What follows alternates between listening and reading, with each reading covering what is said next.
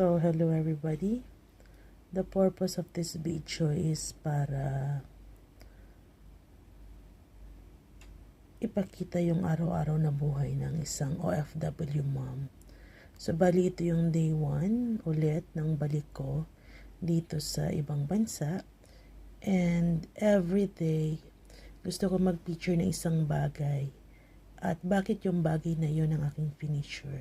For today is a handbag. A handbag kasi mula bukas, babalik na naman sa trabaho at ito na naman aking kasama for the next 2 to 3 months.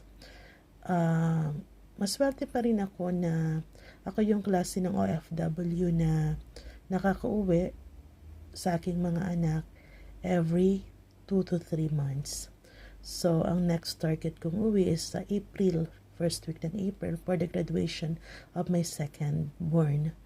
So, but syempre, parang naisip ko na bilang tribute din sa mga nanay na umaalis ng bansa para magtrabaho, umaalis ng Pilipinas para magtrabaho sa ibang bansa, i-share ko daily yung experiences.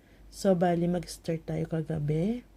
Nag-flight ako mula sa Pilipinas, papunta dito sa lugar ko ng 12 midnight. Tapos, I arrived here at 8 a.m. local time zone here.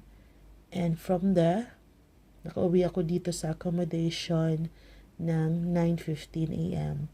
Hindi muna ako nagdiretso sa office or nag-half day sa office kasi medyo nag-fix muna ako ng mga gamit at nagtulog ng konti kasi nagmula pa ako sa probinsya sa atin sa Pilipinas. So, maswerte ako kumpara sa ibang OFW ma'am, pero hindi pa rin ako nasasanay. Before, yung mga kids ko nandito sa abroad din, pero starting 2019, nauwi ko na sila sa Pilipinas, doon na sila nag-aaral kasi medyo lumalaki na sila, mayroon akong high school, tapos may graduating nga ako, tapos meron pa akong isang little boy. So, yun. So, gusto ko lang daily mag-share. Ano ba yung daily diaries ng isang nanay?